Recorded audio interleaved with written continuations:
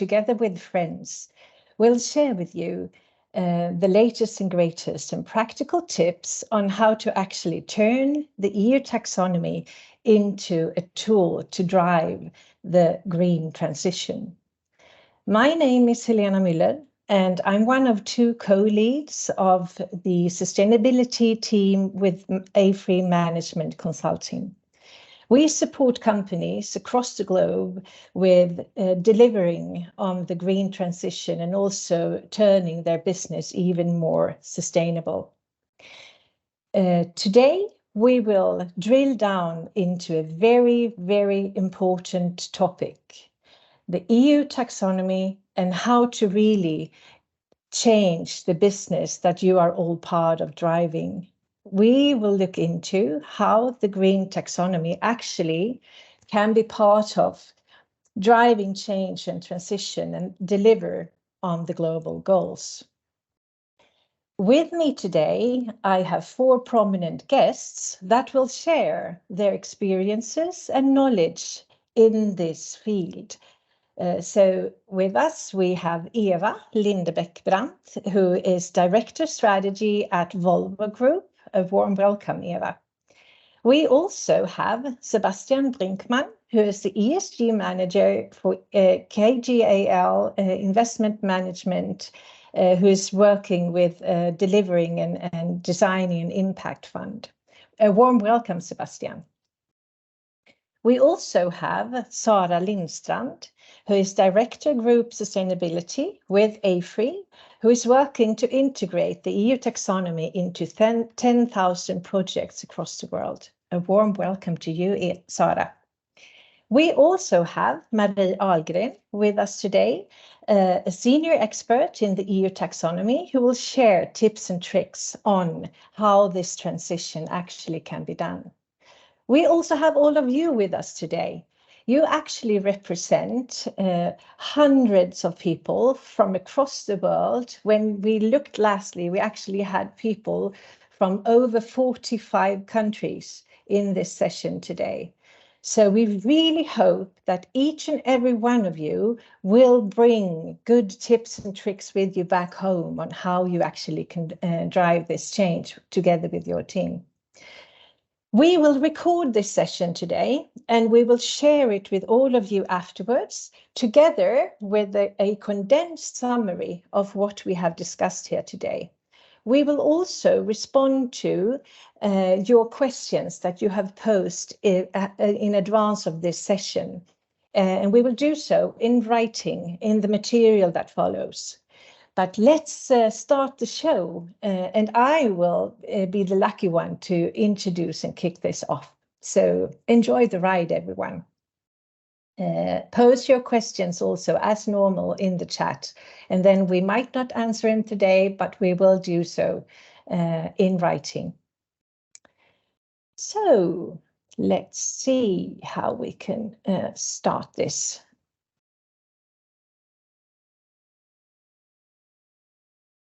Today, these are the team that you heard is here. They will introduce themselves a bit more later. This is really where I want to kick off. The EU taxonomy has been put in place to really be part of driving the sustainability transformation within the European Union, but also globally. It all comes down to maximizing positive impact. And when I say maximizing positive impact, of course, it's about people, it's about planet, but it's even more so about profit and also making business part of this change that is so needed. We are now on a trajectory, as you know, to cut carbon emissions globally by 50% towards 2030. In the latest report from the IPCC last spring, it was also clear that we need to move towards a net zero ambition for 2040. The EU taxonomy is a tool to help us make this transition. The EU taxonomy also is put in place to make sure that we really restore nature and that we turn all of the material risks when it comes to nature loss and species that are getting lost across the world, that we turn that into an actual risk and also manage it as such in our companies. The EU taxonomy touches upon the pollution challenge, the water crisis, loss of materials, and also impact on ecosystems. We will drill down into all of these different topics a little bit later, but definitely the EU taxonomy was put in place to drive the transition needed. And if you look at the total investments needed to deliver upon the 2050 objectives that was set in the EU Green Deal, we actually talk about a total investment need of 1 trillion euros. So it's an enormous amounts of investments that needs to go into driving this change faster forward. So let's look at the EU taxonomy in a nutshell. I know that we with us today have a varying degree of understanding of what the EU taxonomy actually contains. But easily said, the EU taxonomy is actually a classification system defining economic activities that are aligned with a sustainable and net zero trajectory to 2050. The EU taxonomy will help business women and businessmen to really classify share of turnover, capital expenditure and operational expenditure in relation to how these are actually how these deliver towards a more sustainable future. And quite recently, there was a study done by Arabesque and the ESG book, where they actually saw that as of today, in a sample of round about 1,000 companies in Europe, only 8% of these companies' turnover is aligned with the taxonomy. 13% of these companies' capex is aligned with the taxonomy. 10% of these companies' OPEX is aligned with the taxonomy. So we are clearly in the beginning of this journey and of the huge transformation that will take place across the globe. Because as you might know, the regulator in Europe has been very clever. They have also built into the taxonomy a requirement for companies to also align and be eligible with the taxonomy if they are based in the value chain of listed companies in Europe. So this will also, of course, impact business in the US, in Asia, in India, in South America, and across the globe. The EU taxonomy will be and is mandatory for 15,000 companies, and it is really a transition process. The taxonomy was, just to emphasize again, put in place to give a language to investors and businesses to use when they actually talk about investments or economical activities that actually has a substantial positive impact. The 6 objectives of the taxonomy comprises of the one that you see to the left in the slide: mitigation of climate change, adaptation to climate change, sustainable use of defense of hydro and marine resources, the transition towards circular economy, a prevention and monitoring of pollution, and the protection of biodiversity and integrity of ecosystems. There are 4 key criteria for to actually be classified as sustainable activities. Every activity has to positively contribute to at least one of these 6 objectives. The activity must not negatively impact any of the other objectives. That's what you might have heard about, this do no significant harm principle. The activity also have to guarantee a minimum level of social guarantees in relation to human rights, labor standard, anti-corruption, and what have you. And that's what you might have heard is referring to the minimum safeguards. all of the activities also, of course, has to respect the technical requirements fixed by the technical expert group, so that we actually adhere to each and every bit and piece of this important regulation. And just to be clear, the EU taxonomy is at the core of the EU Green Deal regulations. The European Union has put in place a lot of regulations that actually govern the investors' work and focus. It governs the corporates' work and focus, and have them disclose how much of their actual business is sustainable. The European Union forces will also force companies to report much more thoroughly on their progress and on their achievements and performance along the lines of the taxonomy. And the European Union also will force companies to actually disclose impact along their whole value chain. So this is clearly a really, really large transformation that's ongoing. And I know that many of you also know this. There is already work ongoing across the globe to put taxonomies in place inspired by or in line with the European Union's taxonomy, because of course we have a need to shift capital from unsustainable to sustainable investments across the globe, to also make all of us part of solving the global challenges that we have ahead of us. And that is also a development that we will follow closely. But now, I think actually that it's time for us to look into some examples of how this journey can be done. So I would like to hand over to Eva Lindebäck Brandt, who will kick off and share with you how this can be done if you're a large multinational that wants to get going. So please take it away, Eva. Yes, thank you so much, Helena. As Helena said, I'm Eva Lindebäck Brandt. I've been with the Volvo Group for a long time. I have a background in treasury, corporate finance, but also CSR and sustainability. The last couple of years, I've been working in the group strategy function with strategic cross-functional project, meaning everything from separation of business units to leading the finance work stream in the preparation for Brexit, and also what we are here to talk about today, the EU taxonomy. But first, just so you know where I'm coming from. The Volvo Group is a truly global company. We provide commercial vehicles and machines together with industrial engines and marine engines and financial services and solutions to our customers.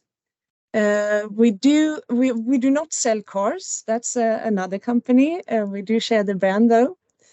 We have high long-term ambitions. We would like to be 100% safe, 100% fossil-free, and 100% more productive. And these are great challenges and a lot of activities that need to be put in place to achieve this. But we do think that we can facilitate this sustainability transformation through ESG transformation. And as I will show you today, our EU taxonomy assessment work was so much more than a reporting exercise. So what is the EU taxonomy? Well, Helena was into it. It is a way for EU to direct investments towards sustainable products and activities. And in order for investors to know what to invest in, it has to be a common classification of sustainable activities, and companies need to report according to this classification. So this is really where we come in as a company. So why is it important for us then? Well, first, because it should give access to finance. Secondly, we should always be compliant to legislation. But it's also a tool to benchmark with our peers. And maybe most importantly, it is a it could be a tool to future-proof our business, to make sure and to be able to measure that we are on the right track. So what does it mean for us then? Well, the EU Taxonomy provides a long list of potentially aligned activities. And some of our group activities may align to the EU Taxonomy, while others are not included, even though they may be considered green or sustainable in other frameworks. Two examples are our fuel efficiency improvement work and also our hybrids that are recognized in our commitments to the Science-Based Target Initiative, but not in the EU Taxonomy. That means that for 2022, it was only our electric products that were identified as aligned to the climate mitigation objective that Helena talked about earlier. And this group of products is a small part of our current business, but this is, of course, where the future is. So how did we start? Well, in the beginning, it was a little bit like the chicken and the egg. There was no clear guidance from the EU Commission, but still it was mandatory to report. So what to do then? Well, we just had to start. And for us, that meant to set up a cross-functional project organization with the central lead. Before last summer, it was only a few people that knew and understood what the EU Taxonomy was all about. We had reported our eligible numbers in the 2021 year's report, and that means the scope then for taxonomy. We had started some financial follow-up and some initial gap analysis. But by then it became clear that in order to comply with this regulation, we needed to speed up. So I was contacted to be the project leader during last summer. And from August and onward, this was a prioritized project in the Volvo Group. We set up a project management office with the participants from our corporate responsibility function, from finance, from legal. We had a steerco with parts of the executive team. And we also reported our progress to our executive management team on a monthly basis. We had 3 defined work streams. We had financial reporting, do no significant harm, as Helena mentioned earlier, and also minimum safeguards. And here we had participants from all our business areas and truck divisions. And we followed up per brand with a clear business area responsibility, since the assessment was done per product. So to summarize, we had a central PMO and frequent management reporting. We had relevant work streams set up, and we had follow-up per brand. So what did we do then? Well, I must admit that sometimes it was a little bit like paddling upstream. There were so many questions, so short of time, and also lack of guidance for some areas. But we had to take it step by step. So in order to get all the relevant issues up on the table. So for product development, it was a lot around the pollution prevention question. It became, or at least our assumption was that the EU taxonomy guidance went beyond the current REACH legislation when it comes to substance regulation. And that's why we had to screen the material in our products with these new criteria. And that meant that we were even more dependent on data access, high data quality, and also a system setup that allowed for this kind of screening. We also had to look at what were the requirements for circular products, which sites to be included, which were involved in the electric development, and also for investment. What is an aligned investment? Is it enough if it's part of a plan or not? And when is a restatement needed? For purchasing, it was a lot around supplier awareness, which looked very differently for different suppliers and different markets. And the same goes for material content, especially then outside Europe and according to these new criteria. For our manufacturing function, also here we needed to look at which sites were involved in manufacturing our electric products. And those sites we needed to do or perform a do no significant harm assessment. And we had the same question for investments.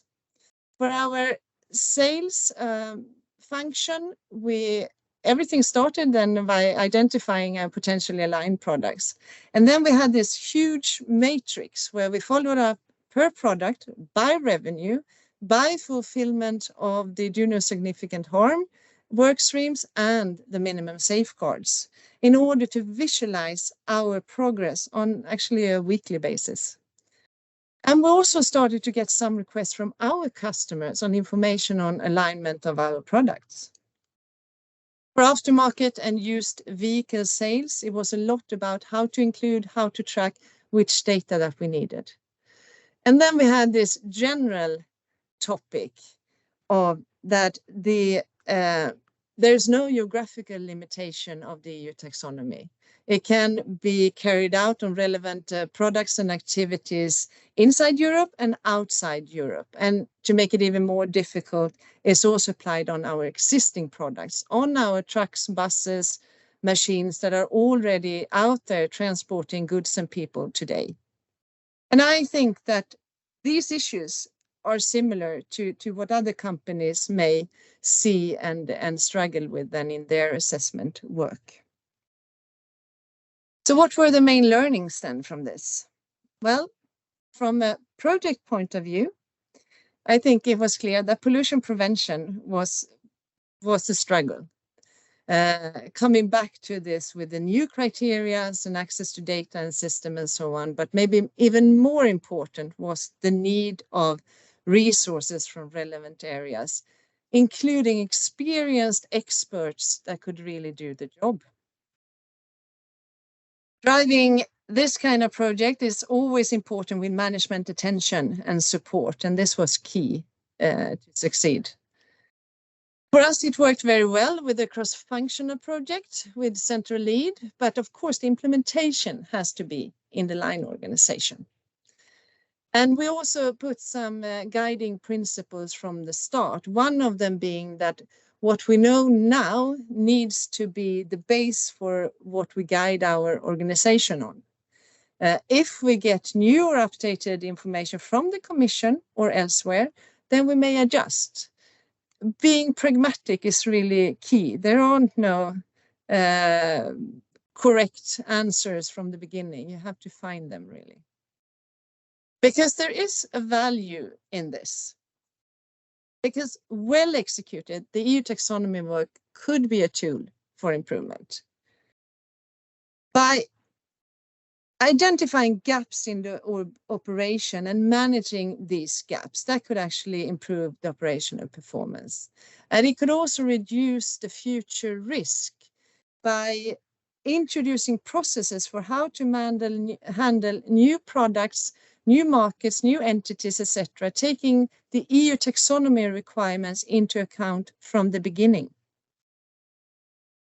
And the link between economic activities and sustainable products and services is important. You should never underestimate the power of measurement.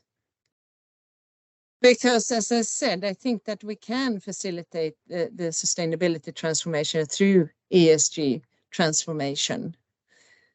And by that, I would like to thank you with this photo of parts of our PMO team, because this was, of course, not a one man or one woman show. It was a true team effort, not only by the PMO, but also by all the project leaders out there in the Volvo organization who did a fantastic job. So thank you, everyone. Thank you, Eva. Thank you for sharing so generously, your learnings and what you brought with you on this, this project that you embarked on. And as you can see, our team and our guests here today also really appreciated, your input. So thank you for that. Thank you. And then I think we should turn to you, Sebastian. And it's really time for you to share the journey with KGAL and how you work to really implement this in your organization. So please share with us. Great. Yes, thank you, Helena, and thank you all very much for joining from various parts of the globe. Very exciting to see how the EU taxonomy is impacting us all. So my name's Sebastian Brinkmann. I work with KGAL Investment Management. We're an investment manager based in Germany, in Munich, an institutional asset manager with a focus on real assets, and I am an ESG manager at the group, so very much focused on all things sustainable finance, disclosure regulation, and EU taxonomy, and that's hopefully the perspective I can bring to this group today and this excellent panel to bring some insights as to how the taxonomy impacts us and how we work towards taxonomy alignment across our investments for our investors at the end of the day. So a little bit of background on at a high level on KGAL investments and the alignment of the taxonomy, as well as various ESG initiatives. Historically, of course, these have been voluntary initiatives such as the PRI. There's a few on this slide here. And the big change, of course, is now that we have a set of regulations that's very much focused on aligning capital towards a green transition, towards sustainable investments. And this is very, very much aligned with the type of investments that we make and have historically made at KGAL, with a large focus on real estate. And part of that, of course, is greening real estate and infrastructure. And for us, infrastructure is sustainable infrastructure. So we're a large investor across Europe in renewable energy projects. We own and operate them, we project manage them, and over the years we've made large contributions to net avoidance of CO2 emissions through the power plants that we own and operate. But the key challenge now, of course, is we think there's a high degree of taxonomy eligibility with these assets. The challenge is perhaps on the one side straightforward, one would think, with renewable energy projects to classify them as taxonomy aligned, but when we go into the detail, it's perhaps not as straightforward, and that's what we'll go through a little bit today. But that's a key focus for our existing funds, but also new funds, where we have a couple of funds that are Article 9, so apologies for the jargon, but SFDR, Article 9, those are perhaps seen as the impact funds, the greenest of green funds, where you would perhaps expect to see the highest degree of taxonomy alignment. And there's a high bar to cross there and a set of requirements, and that's where we've also worked with external partners such as AFRY to develop an impact scorecard to ascertain our level of alignment there. I'll hopefully have time to provide you a quick example of that later on. But just to go through a step-by-step process similar to IFA, different for investors, of course, but we are dealing with real assets, and I've pulled up here an example of one of our funds, which is a fund that is targeting along the value chain of renewable energy projects in terms of generation, but also storage, looking at green hydrogen as well. So the first step was to undertake a level of potential alignment, i.e. eligibility with the taxonomy across the type of activities that we were targeting, and we worked with AFRY on that to get an external opinion, almost as a sounding board, to make sure that the type of investments that we had targeted are indeed eligible for the taxonomy and do indeed meet our own investment criteria, which we have put forward in investment documents. So these are binding commitments in terms of the level of sustainable activities targeted for this fund and the level of taxonomy alignment and compliance. And those are two different things. It's important to state that per SFDR, a sustainable activity is a somewhat looser definition between as per Article 217 of the SFDR regulation as to what could be classified as sustainable activity. There are a set of requirements, including do no significant harm criteria, but it's not as rigid as the EU taxonomy, which of course has its list of activities, and where for this particular fund we've also targeted a high degree of taxonomy alignment. So having gone through that first step of identifying the potential alignment of activities based on their substantial contribution criteria, i.e. the activities are those indeed that are included in the taxonomy alignment. That's the first step. Perhaps as we've discovered and many have discovered going through this, perhaps as significant, if not more significant step is also to run the cross-check of the do no significant harm criteria. That is to ensure that the activities that you're investing in do not cause any harm to any of the other environmental objectives of the taxonomy, as Helena also explained in her introduction, which can change or do change dependent on the type of activity. So for example, for solar power, it means we need to run an assessment based on physical climate risks and running through various physical climate risk assessment models and concentration pathway scenarios. Looking at the circular economy, so i.e. looking at the recyclability of the components that one is purchasing and ensuring that one is targeting long life products, and also assessing biodiversity risks. And then also equally importantly, and also a significant challenge is complying with the minimum safeguards that are the OECD guidelines for multinational enterprises, UN guiding principles on business and human rights, ILO core conventions, International Bill of Human Rights. And so important to mention here also is that these aren't just one-off assessments. These are ongoing assessments. So the assessment isn't necessarily a checkbox exercise on a particular asset and its operations to see whether it's done, but rather to see whether you have the processes, policies, systems in place to ensure and be able to report on an ongoing basis adherence to these principles. If you look at the SFDR requirements, which are equally important then, or a core component of what we do as investors when looking at these assets, they also have within the SFDR regulation, and when we come to our fund reporting, a set of criteria around do no significant harm, and there we're tied to the principal adverse impact indicators. But also for taxonomy aligned investments, I think important to note has been recent guidance come out, and welcome guidance in our view from the EU regulators, that if you have a taxonomy aligned investment, if you've undertaken your DNSH tests, and you do not necessarily then have to then repeat in many ways or undertake a separate DNSH test for SFDR, or you at least have the option not to do that, provided you've adequately done that for your taxonomy aligned investments. So a lot of steps to go through, which make this process far from straightforward. And I also had a piece of information which perhaps demonstrates the point that Helena was also making with the data she had shown from Arabesque.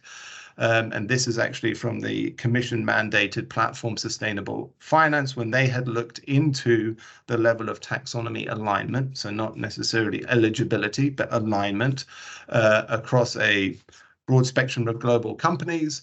They also found it a very low degree of actual alignment, and mainly because, or to a large degree because, the investments essentially did not or were not able to demonstrate that they could pass the DNSH testing requirements. So just to underscore that this is beyond the eligibility of the substantial contribution criteria and beyond identifying activities that would be aligned with the taxonomy, the DNSH test and the minimum safeguards requirements are significant and require a lot of planning and effort to maintain those criteria. And that's indeed been a big challenge for us also with our activities in renewable energies. I quickly wanted to, I mentioned this, demonstrate one way that we've now, for one of our funds, for any new investments, that we are systematically going about scoring each of our potential investments in a renewable energy asset. And we've developed an impact scorecard in partnership with AFRY. where we have developed a scorecard where we set a particular threshold prior to making an investment to go through this process as part of our due diligence process, to score across the criteria which are important for our investment for this particular fund. So across GHG emissions, biodiversity, circularity, water use, and we will adapt this dependent on the taxonomy criteria and the DNSH requirements of that particular criteria. Get an independent assessment, and underlying all of these particular categories, we have in-depth analysis that would be run across scope 1, 2, 3 emissions, biodiversity risks, etc. And again, much of this can be done at point of investment, but a lot of it is then ongoing. So a lot of it would be then dependent on an environmental impact assessment. Have any risks been identified? How do you go about mitigating those risks on an ongoing basis? So again, it's not just a one-off point in time assessment. So lastly, again, the link to the SFDR and its importance of running through these processes and documenting them from an investor perspective is that all of this essentially flows into public and audited documents. These are regulatory documents, both from a pre-contractual, i.e. a pitch book or a sales document for an investment product, through to then the periodic reporting requirements on an annual basis, where you're demonstrating the credentials of your fund and the assessments that you have undertaken along the way, and that are then third-party audited as well as producing this on the website.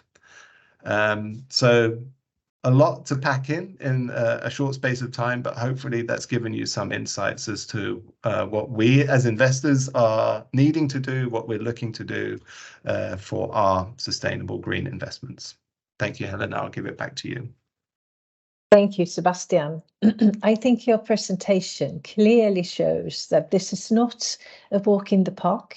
This is a lot of hard work and also a lot of different disciplines that needs to come together to pull this off, really. So thank you for your generous sharing and also, enlightening us all. Listen, let's move on.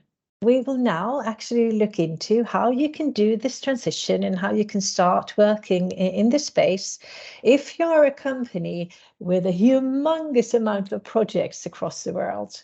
So with that, I leave it over to my colleague, Sara. Please share the latest and greatest, and then also hand over to Marie, who will finish off. Thanks a lot, Helena, and I'm really happy to be here to share some insights alongside these excellent initial presentations on AFRY's taxonomy journey. And I really want to put emphasis on the word journey, because I think that anyone who has dealt with this realizes that it's a continuous process, just as Sebastian mentioned, and it requires long-term strategy and action. So I'm Sara Lindstrand. I've been leading the taxonomy work at AFRY here for the last years, and I'm working closely also with Marie Ahlgren. Maybe Marie, you can say hi as well. Hello there.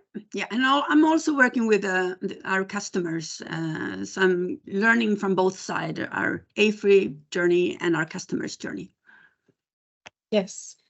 And just to give you a quick glimpse into AFRY, AFRY offers design, engineering, advisory, and digitalization services in the energy, infrastructure, and industry sectors. And we operate in 6 divisions. And our mission is to accelerate the transition towards a sustainable society.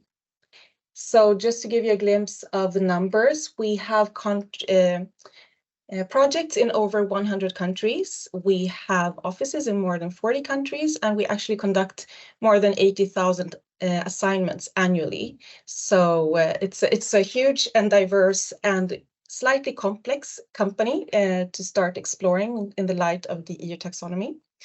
And we run our business on an assignment basis, meaning that each assignment is really unique in its nature and needs to be assessed individually.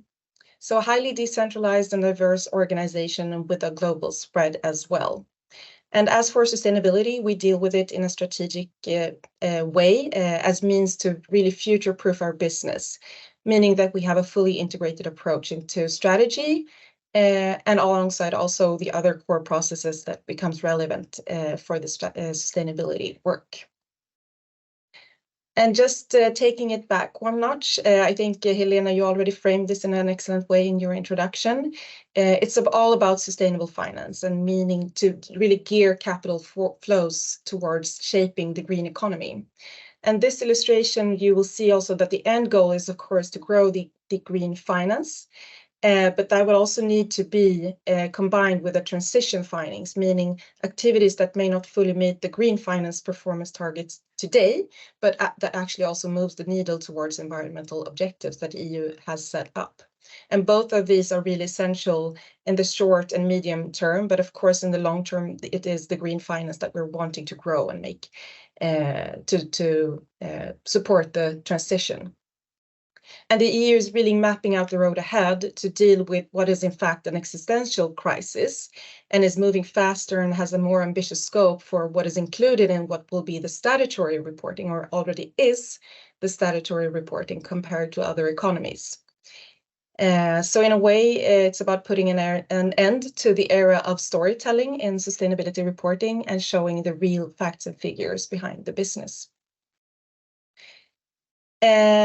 Everyone has mentioned the complexity and that it was a hard topic to grasp initially. And it's also been a moving target with a lot of room for interpretation from our standpoint, alongside also the best practice not really having been established along the way. So it's been a really long and challenging learning process.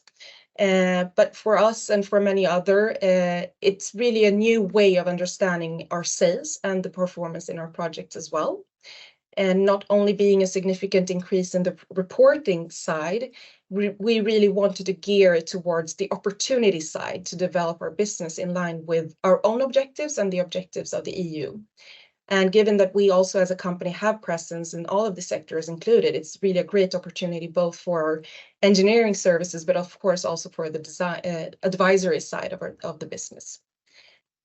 I kind of framed it as when we're talking about closing the alignment gaps, of course, we have a big backlog within our company and many companies, but also in the EU when it comes to the data. So on the one hand, it's about closing the reporting gaps and the data gaps. But then, of course, we want to focus on closing the alignment gaps, meaning to increase the share of the turnover, CAPEX and OPEX that are in fact aligned. Coming back to the complexity, it also made us strive at having a core team with cross-functional members from both finance, sustainability, compliance, and risk, with a really deep understanding of AFRY's operating model, alongside with also having the executive team on board and actually being part of the steerco throughout the process. And we also understood that we needed to create kind of windows of information for the business to make it happen. Meaning what does different internal stakeholders actually need to know, because it's a hard thing to understand the whole of the EU taxonomy, but rather creating windows of information for those that are affected. We have as I mentioned, a decentralized and diverse business, meaning that we have different financial systems happening. Thankfully, we actually have them one sales system, one CRM to rule them all. And that also includes a group-wide classification on sector and subsector for each and every assignment that we have. So we have been combining a mapping of the EU taxonomy activities with the sectors that we already had, or the subsectors, to classify our projects. And we've been having a combination of both top-down and bottom-up assessments to start with the eligibility part, but now we're moving towards having a streamlined process with only bottom-up assessments, meaning that in the sales work, in the project work, the assessments against the taxonomy shall be performed on a continuous basis. And we're gaining a lot of traction in the business. There is a high interest in understanding what it means for the projects, and also how we as a company, but different parts of the business also, are positioned to support our clients, because that is really our role in this, being the enablers in the transition in accordance with the EU taxonomy. On the left-hand side, relating to closing the reporting gaps, we understood early that we needed a project-based approach, meaning that we need to categorize taxonomy eligible and taxonomy aligned projects on a continuous basis. And we also have a sustainability report that is subject to a limited assurance, a review. So we need to really As for other companies, secure evidence for any claim. So data once again. And as I mentioned, we also had then the classification in our operating system, so to really integrate it in the daily work of the business. The substantial contribution and the minimum safeguards were, for us at least, maybe not the hardest part. It's easy to grasp from a technical point of view, whilst the do no significant harm criteria to assess the alignment part is maybe the harder one, because it requires information that could be outside of the scope for our specific assignment. So we are contributing to a larger project, and many times the criteria expand outside of what is in our control for the performance of the project as such.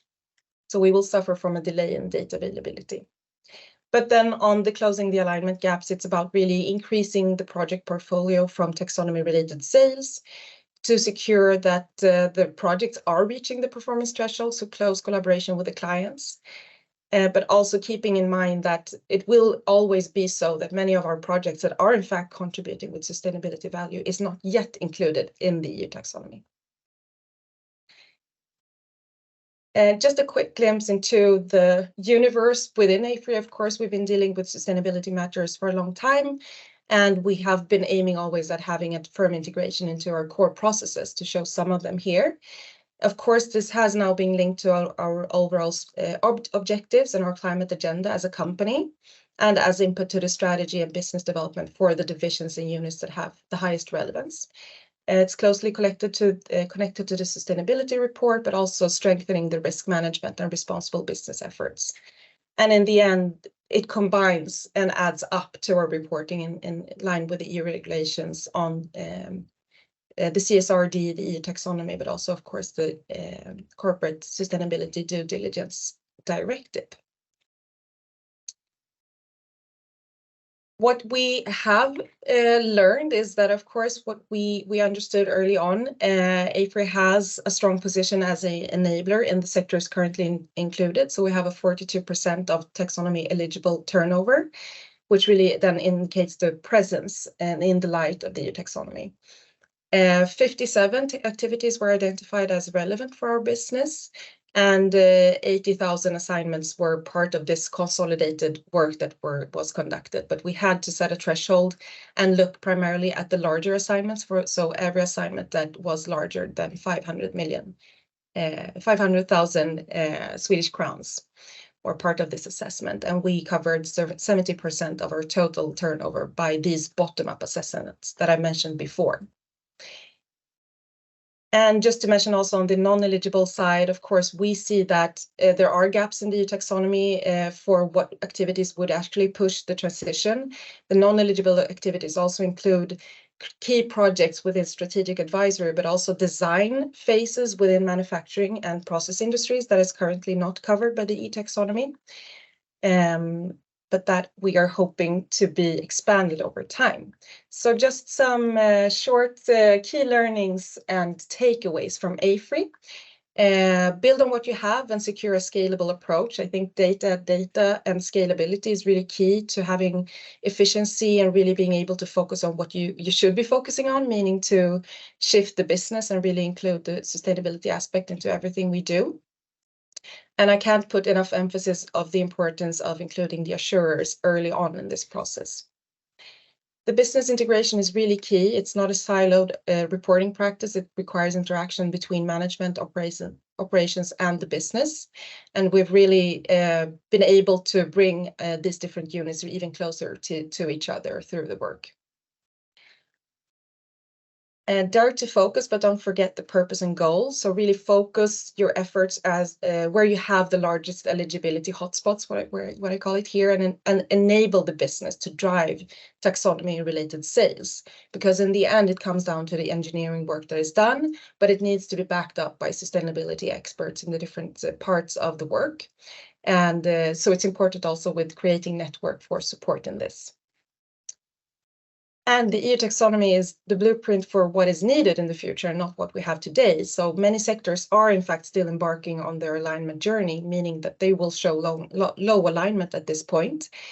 And also keep in mind that the EU taxonomy has some gaps in relation to certain activities, but we're now need to focus on what is the more prioritized activities outlined by the EU taxonomy.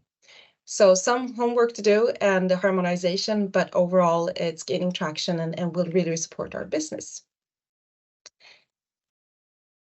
Handing over to you, Marie.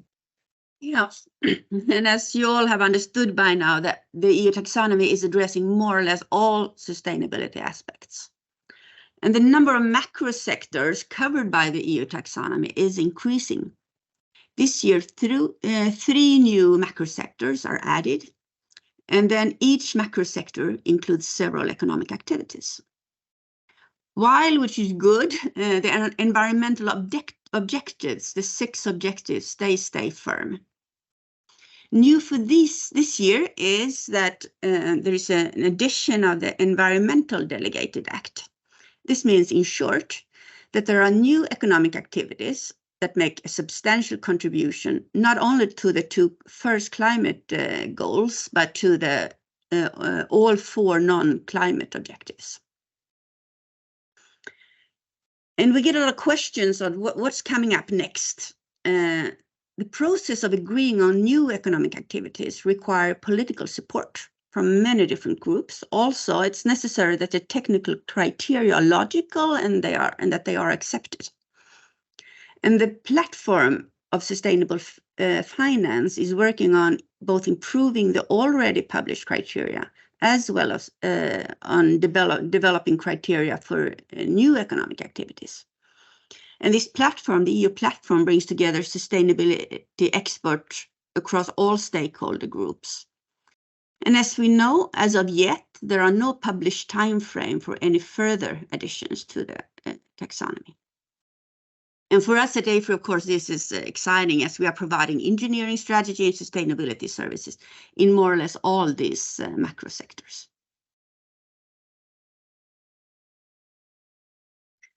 And you try to simplify it a little bit.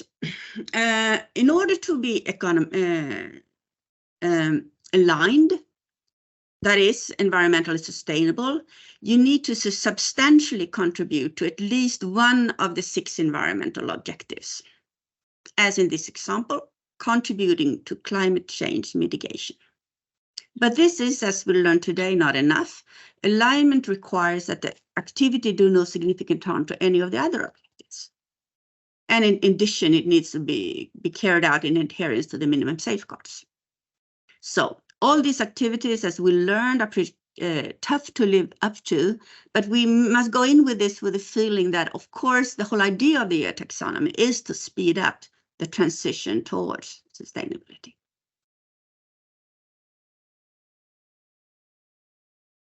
And actions for closing these alignment gaps, they vary very much, but some assessments are recurring for many of the economic activities.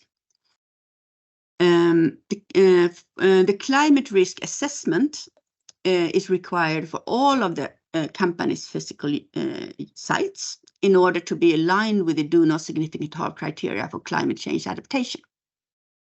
And you should also consider sort of possible climate impact risk in the whole value chain, particularly upstreams with your suppliers.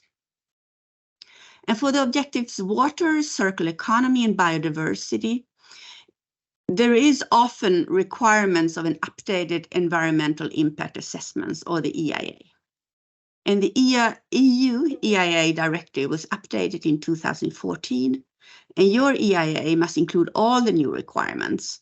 An essential part of the update is the criteria for biodiversity. And then eco-design, that is designing the product or process for circularity from the start, is often a prerequisite for true circular economy. And for pollution, as we have heard, it's necessary to take inventory of all substances, both in the product and in the manufacturing process. And then you check that with the lists in the Appendix C in the EU taxonomy regulation. And finally, all economic activities without exception must adhere to the minimum safeguard criteria. And these criteria are extensive. So for smaller companies, we recommend to identify the most essential issues and then really focus on these.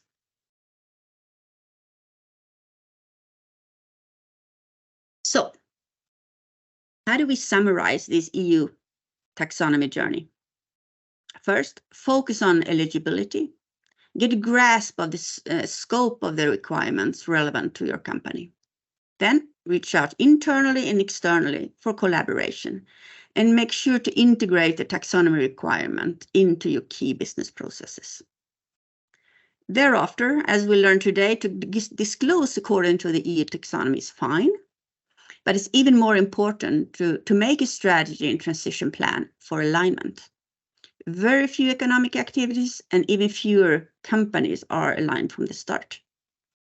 And maybe you will find during the transition process that there are opportunities for transforming your business model to a totally new level of sustainability.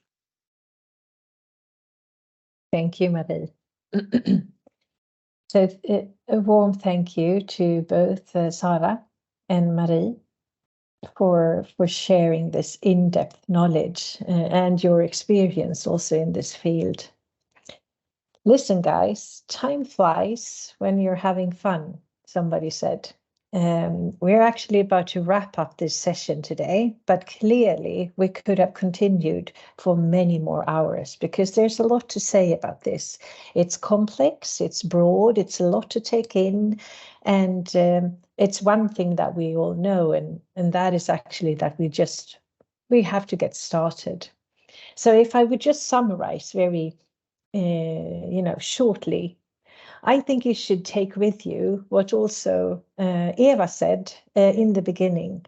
This is something that we don't have the answers to.